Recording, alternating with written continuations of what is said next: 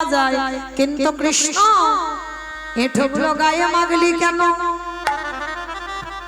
আমার ভগবান হেসে বলল, দাদা গো, ওই ভক্তদের এঠোই আমি গায়ে কেন মাগলাম জানো? এই জগতে সবাই তো পাপ করে আমার চরণে, আর আমি ভগবান হয়ে সবারই বিচার করি, সবারই বিধান দিয়ে বেড়াই। ও মায়েরা, আর যে ভগবান বিধান দেয়, যে ভগবান বিচারক, সেই ভগবান শুধু পাপী নয়। ভগবান নিজে বলল, জানো দাদা, আমি হলাম মহাপাপী। এ জগতে সবার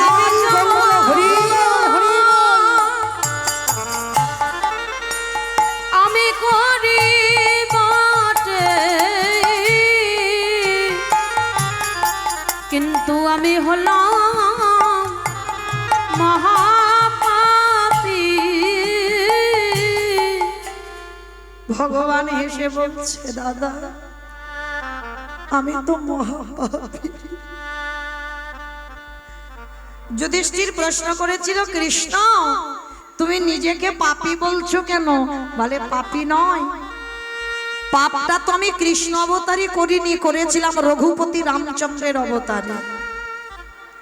বাবা রাম অবতারই পাপ করেছিল আমার ভগবান। কি পাপ? নিজের হাতে মা রাবণ রাজাকে হত্যা করেছিল। এই যে দুর্গা পূজাটা গেল না, ওটা তো রাম করেছিল, অকাল বোধন। কেন করেছিল? রাবণের মৃত্যুর জন্য দুর্গা পূজা। তা ওই যে রাবণকে মেরেছিল, আচ্ছা মায়েরা, রাবণের মতো দুরাচারকে মারলে জীবনে পাপ হয়? আপনারা কি বলেন? যে জগতের হানি আনে, যে জগতের ক্ষতি করে, তাকে যদি কেউ মেরে দেয়, তাতে আবার অপরাধ হয়? হয় না তো? তাহলে রাবণকে মেরে আমার রামচন্দ্রের পাপ হলো কেন? আগে তো জানতে হবে রাবণ ভালো লোক না খারাপ লোক। ওমা কি বলেন আপনারা, ভালো লোক না খারাপ লোক? ভালো লোক। মায়েদের বৃষ্টিতে মাথা গন্ডগোল হয়ে গেছে, বলে ভালো লোক। ওমা কি করে ভালো লোক হলো? যে ভগবানের বউ চুরি করে নিয়ে গেল, সে কোনোদিন ভালো হতে পারে? ভালো হতে পারে না তো। তাহলে তাহলে কেন বলছে ভগবানের ওই বউ চুরি করে নিয়েও রাবণ ভালো? এটাই তো তত্ত্ব। বুঝতে হবে বাবা, ভগবানের বউ চুরি করে নিয়ে গিয়েও রাবণ বড় ভক্ত। বলে এটা কি করে হলো? মনে রাখতে হবে বাবা, নারী মানেই কিন্তু ভোগের নয়। তুমি যদি মনে করো বাবা নারী ভোগেরও, তোমার কাছে সারা জীবন ভোগের হয়। নারী ভোগের নয়, নারী সাধনার, নারী ভজনের, নারী আরাধনা, নারী চরণ ভজন করতে হবে বাবা। লক্ষ্য করেন, অসুরীদের অত্যাচারে দেবতারা স্বর্গ ছাড়ে। সেদিন দশভুজা দুর্গা যদি 10 হাতে অসুরী নিধন না করত, তাহলে দেবতারা যেত কোথায়? কি গো মায়েরা, যারা মহালয় দেখেছো বা আগেও যারা দেখেছো, ভালো করে জানো, দেবতাদের তেজ দিয়ে নারী সৃষ্টি করেছিল, আর সেই নারী অসুরদের বিনাশ করেছিল। তাহলে নারী দুর্বল নয়। কেউ যদি মনে করে নারী দুর্বল, মা তার কাছে দুর্বল হয়। নারী দুর্বল নয়, নারী চরণ সাধনা করতে হবে। যেমন দেখেন, ওই চণ্ডী ঠাকুরের রামের চরণ ভজন করে পেয়ে গেল গোবিন্দ চরণ। বিল্লমঙ্গল চিন্তামণির চরণে সেবা করে পেয়ে গেল গোবিন্দ চরণ। জয়দেব গোস্বামী মা পদ্মাবতীর চরণে সেবা করে পেয়ে গেল গোবিন্দ চরণ। শ্রী শ্রী রামকৃষ্ণ দেবে পরমহংস মা শারদার চরণে সেবা করল। বিবেকানন্দ ভগ্নী নিবেদিতার চরণ ভজন করল। মনে রেখো, নারী ভোগের নয়, এরা সাধনা করেছে। তা সাধনা জানতে হবে তো, যে নারী চরণে সাধনা কি করে করব। তো রাবণ রাজা এমনই একজন ত্রিকালদর্শী রাবণ। লঙ্কার মাটিতে সব থেকে বড় পুরোহিত ছিল রাবণ।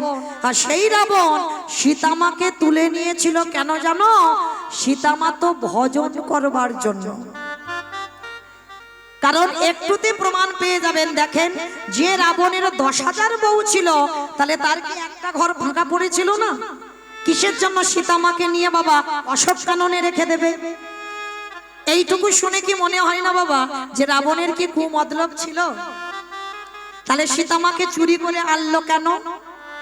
ভগবানের প্রিয়জনকে যদি ধরে রাখা যায় তাহলে ভগবানের কাছে কোনোদিন আমারে যেতে লাগবে না। ওগো ভগবান আসবে আমার ঘরে,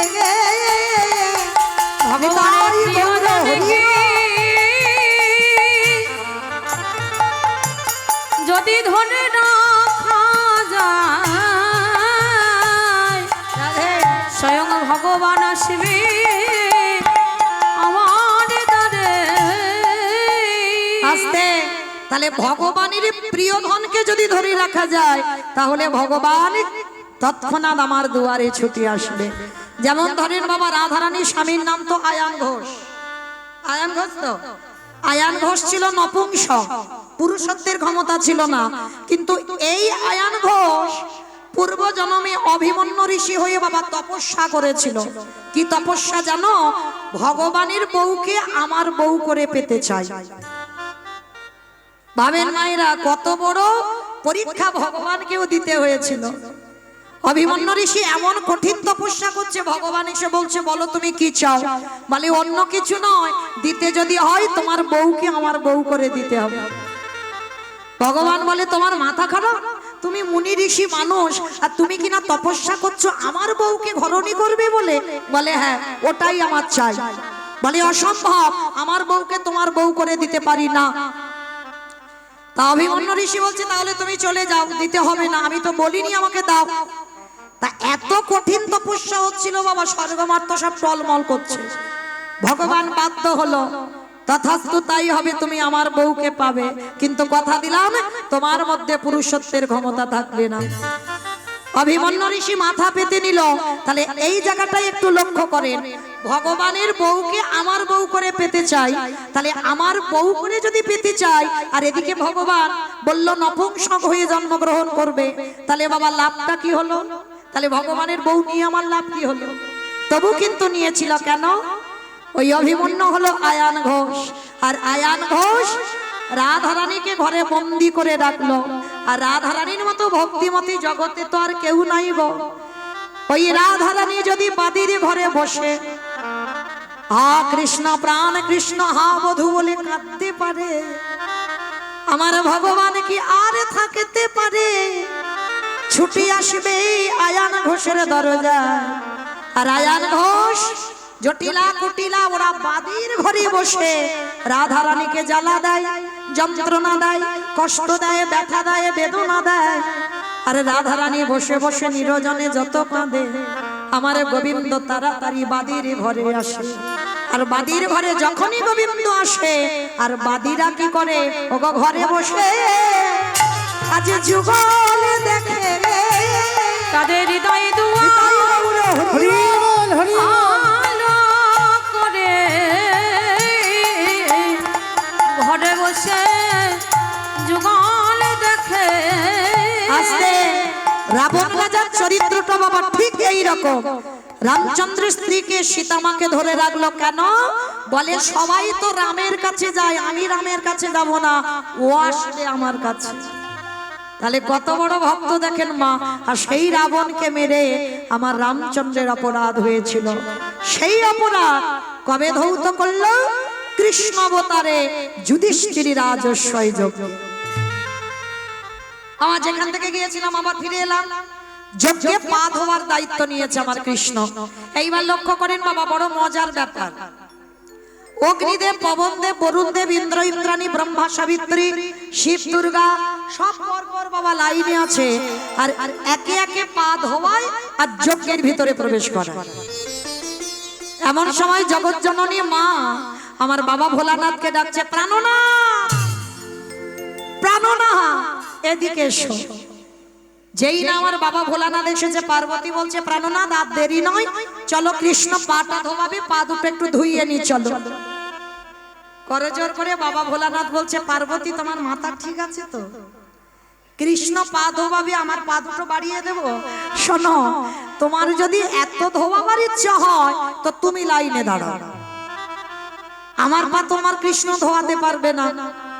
এ কথা বলে পার্বতীকে লাইনে দাঁড় করিয়ে আমার বাবা ভোলানাথ প্যান্ডেলের বাইরে চলে গেছে। মানে রাজস্বাই যজ্ঞে যে প্যান্ডেল হয়েছিল প্যান্ডেলের বাইরে গেছে, আর বাইরে গিয়ে মনে মনে ভাবলো কৃষ্ণের চোখে ধুলো দিয়ে যজ্ঞের ভিতরে ঢুকবো। ও মায়েরা, সম্ভব? ভগবানের চোখে ধুলো দেওয়া সম্ভব? এই যে আমি দাঁড়িয়ে আছি, মোটামুটি দেখতে সবাইকে পাচ্ছি, আমার চোখে ধুলো দেওয়া যায়, কিন্তু এই যে ছেলেটা বাঁশিটা বাজাচ্ছে না, ও দেখতে ওইটুকু ছেলে, কিন্তু বাবা ও ফোল্ডিং ছাতা। ফোল্ডিং ছাতা দেখেছো তো? হ্যাঁ, খুলে দেখবেন গুছিয়ে নিলে বাবা ছোট হয়ে যায়, আর যখন খুলবে বড় ছাতার যেমন এরিয়া ঠিক সেই রকম হয়ে যায়। যেমন সেই বলি রাজার কথা একবার ভেবে দেখেন, দুটো পায়ে স্বর্গমর্ত পাতাল দখল করে নিল, আর একটা পা যখন বের করেছে রাখবে কোথায়? মানে ওইটুকু বামন, ওর অত বড় বড় পা। ওই জন্য বলছে বাবা ও দেখতে ওইটুকু, কিন্তু ফোল্ডিং ছাতা। তা ভগবানের চোখ তো চারদিকে ঘুরে ঘুরে বেড়াচ্ছে বাবা, কে কীর্তন শুনছে আর কে কীর্তন শুনছে না, আর কে বসে বসে। আমি নয়, আপনারা যদি কেউ করে ভগবান তো দেখতে পাবে। এইবার ভগবান ইচ্ছা করে মনে মনে ভাবছে বাবা ভোলানাথ আমার চোখে ধুলো দেবে, দেখি কি করে। এইবার প্যান্ডেলের বাইরে গিয়ে ভোলানাথ কি করেছে জানো মা? ধুম করে একটা কুকুর হয়ে গেছে, আর কুকুর হয়ে গিয়ে মনে মনে ভাবছে কৃষ্ণের পায়ের তলা থেকে গলে ভিতরে চলে যাব, আর তো জায়গা দেখতে পাচ্ছে না। এইবার বাবা ভোলানাথ কুকুরটা ধরে সবে পিছন থেকে এসে কৃষ্ণের পায়ের ভিতরে মাথাটাকে, আর যেই না মাথাটা দেবা আমার কৃষ্ণ দয়াময় একেবারে হাঁটু দুটো নিয়ে কুকুরের কানের কাছে। এইবার দেখ কেমন লাগে। যেই না কানের কাছে দিয়েছে বাবা, কুকুর কি করবে? কেউ কেউ করবে না, বারবার বলছে কৃষ্ণ ছেড়ে দে, কৃষ্ণ ছেড়ে দে, কৃষ্ণ ছেড়ে। বলে ছাড়বো বলে ধরি নাই। হে বৈষ্ণব গোসাই, ও হে বৈষ্ণব গোসাই,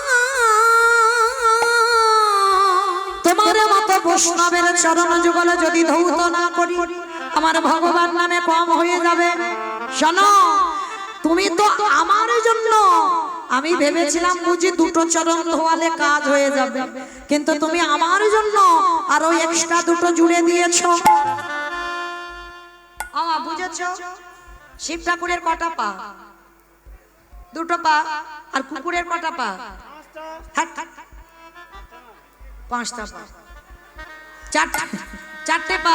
ভগবান বলছে তোমার মতো বৈষ্ণবীর দুটো পা ধোয়ালে আমার কম হতো, ওই জন্য তো তুমি আমার জন্য আরো এক্সট্রা দুটো জুড়েছ।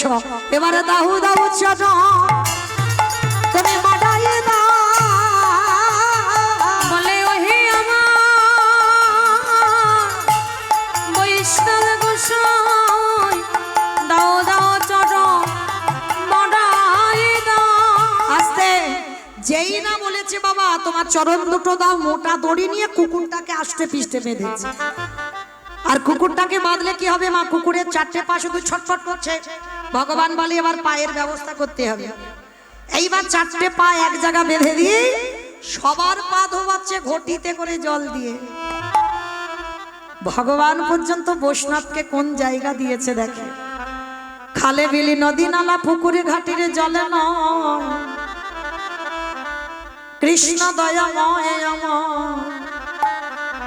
ওই কুকুর রূপী ভোলানাথের চরণ চারটে বেঁধে দিয়ে ভগবান আমার আজ চরণ চারটে হৃদয়ে ধরে কি করে জানো? বাহ্যিক জগতের কোনো জল দিল না, তাহলে কোন জল দিল মা? আজ চোখের জলে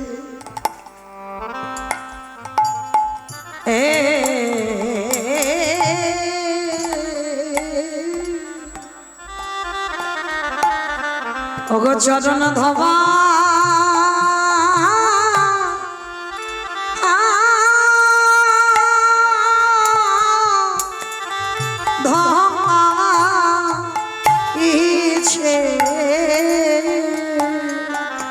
হে বৈষ্ণবী কৃপা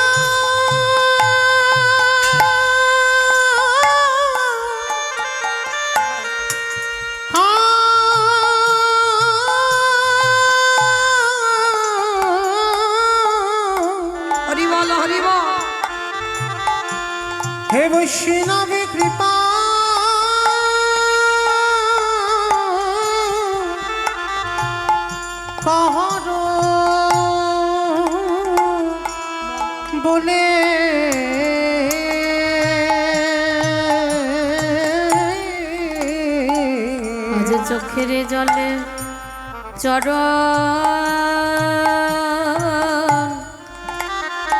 চরণ ধোগা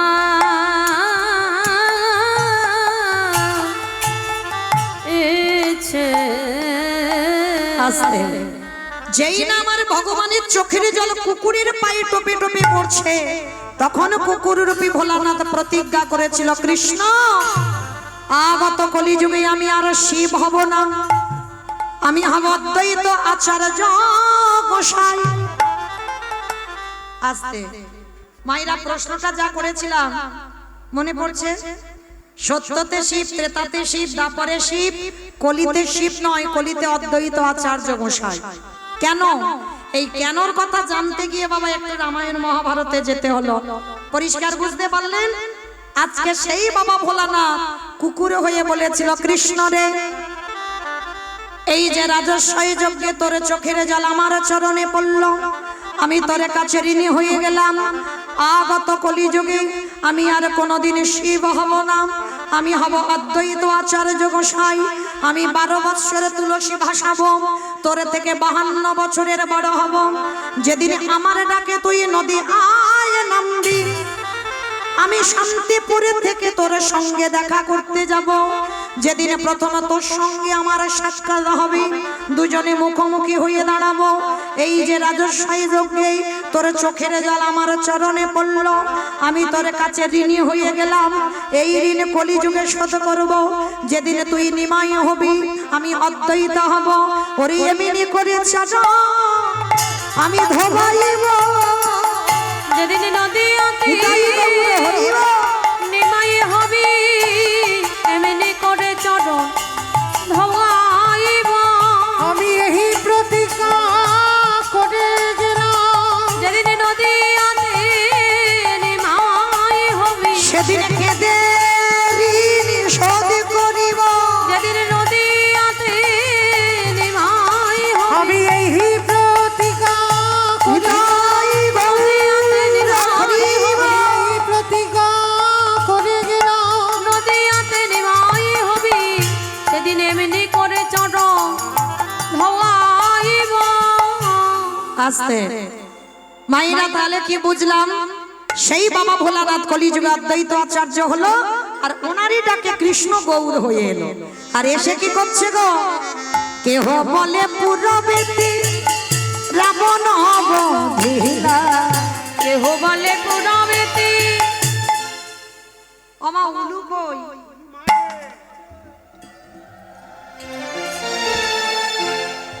একটু জোরে দাও। কেহ বলে পুরবেতে রাবণ বধিলা, কেহ বলে পুরবেতে আমার গোড়ারি।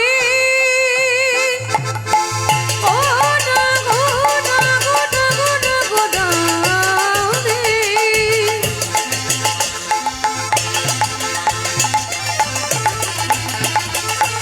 গোড়া, গোড়া, গোড়া, গোড়ারি, গোড়া, গোড়ারি। নিতাই গৌর প্রেমানন্দে হরি বল হরি বল। ওই নদী আর চাঁদি গোড়া আমার প্রাণে গোড়া। কেহ বলে পুনামেতে রাবণ বধিলা, ও গোলকের বৈভব লীলা প্রকাশ করিলা, ওই গোলকের বৈভব লীলা প্রকাশ করিলা, ও গোলকের বৈভব লীলা প্রকাশ করিলা। ওই গোলকের বৈভব লীলা প্রকাশ করিলা। শ্রী রাধার ভাবে গোডায় বতা, রাধারে ভাবে দেবে গোড়া গাবতা। আরে শ্রীরাধারে ভাবে এবে গোটা জবতা। ওই শ্রী রাধারে ভাবে গোড়া গাবতা। হরে কৃষ্ণ নামে গৌর করিলা প্রচার, হরে কৃষ্ণ নামে গো করিলা প্রচার। ওই হরে কৃষ্ণ নামে গৌরী করিলা প্রচার। এইবারে লীলা প্রকাশ হলো, এইবারে লীলা প্রকাশ হলো, এইবারে লীলা প্রকাশ হলো, এইবারে লীলা প্রকাশ হলো। গোলকের বৈভব লীলা প্রকাশ প্রকাশ করিলা ওই গোলকের বৈভব লীলা প্রকাশ করিলা ওই গোলকের বৈভব লীলা প্রকাশ করিলা বাসুদেব ঘোষে কয়ে করি জোড়হা করে জোর ওগো যে এই গো সেই কৃষ্ণ সেই তো জগন্নাথ সেই তো জগ না আহা বাসুদেব সে কাহে এইবারে লীলা প্রকাশ হলো বাসুদেব বাসুদেব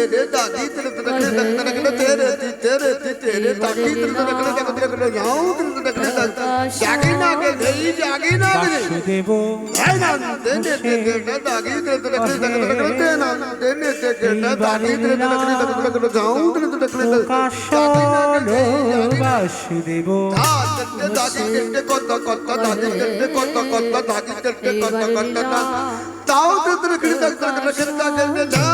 বাসুদেব ঘোষে কহে এইবার লীলা প্রকাশ হলো বাসুদেব ঘোষ করে এইবার লীলা নিতাই গৌর প্রেমানন্দে হরি বল হরি বল হরি বল এইবার লীলা প্রকাশ হলো বাসুদেব ঘোষ করে এইবার লীলার প্রকাশ লরে